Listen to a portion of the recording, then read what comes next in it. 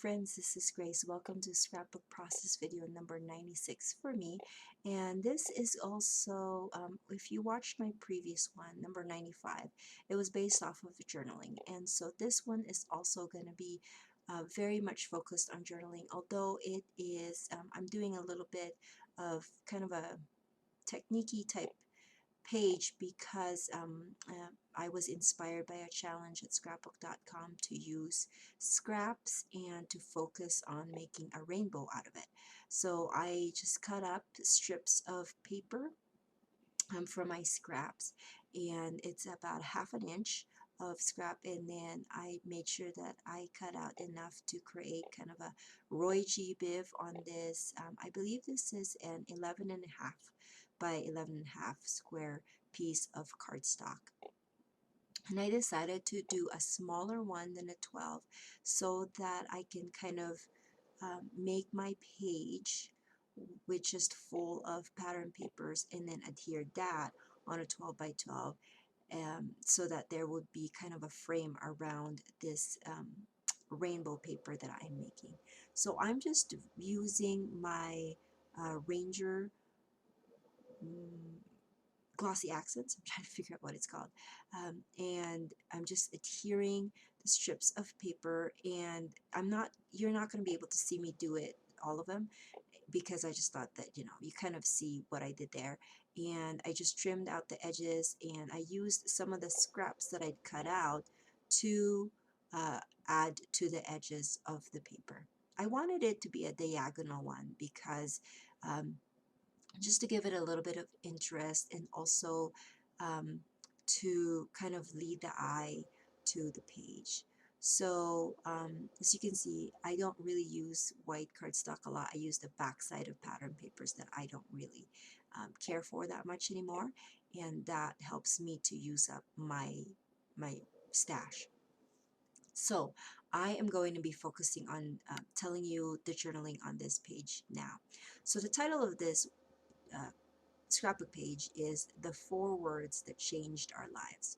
So back in 2012, 2013, when I was really into blogging, I was able to take a moment and scrapbook my feelings about when my first child was diagnosed with ADHD. And so I was able to jot down my feelings about that, how it came about, what kind of led us to finally have him diagnosed, and what we're feeling about the diagnosis, and what we plan to do moving forward. So I am really grateful that I was able to use my blog as a platform to kind of document that. There was a time in my life that I was really heavy on doing just, paper journaling, but I would have a diary and journal my feelings and what's going on in my day. But for some reason, in this season of my life, I haven't had the time to do that. I just do little snippets here and there on Facebook or on Instagram. And having this on my blog really reminded me how important it is to have that kind of place to just jot down memories. So I am kind of um, promising myself, I don't know if that's the word, but I want to get back to blogging just for my own personal way of preserving stories and feelings and all of that stuff. So as you can see, I had a lot of words to say about my feelings about ADHD, and that's why the title of this page was The 4 Words That Changed Our Life, because the diagnosis of the attention hyperactivity um, uh, deficit disorder, right? Sorry, it's kind of late. I'm like forgetting my words here. But so it's attention deficit hyperactivity disorder. That's what it is. Anyway, so because of that diagnosis, that we were able to kind of pinpoint certain uh, things why my son was doing what he was doing the whole time that that he was alive. It was just, we thought that there were certain things that he was doing that was kind of a little bit weird, but we thought that he would outgrow it. But needless to say, he didn't. And so we finally just decided, okay, we'll get him tested. And actually, fast forward to the day 2016, he is actually also diagnosed as high what's the word,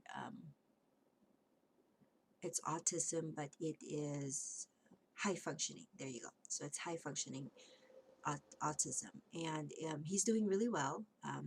We've we've kind of been, because of this, we didn't see the diagnosis. I mean, it changed our lives definitely, but now looking back, it didn't change us in a way where we moped around and we got really sad. And it actually, it it gave us an avenue where we finally figured out what was going on. So we figured out a cause of his kind of difference, but then at the same time we were able to cater um, the help in a way where it fit the his difference, if that is making any sense.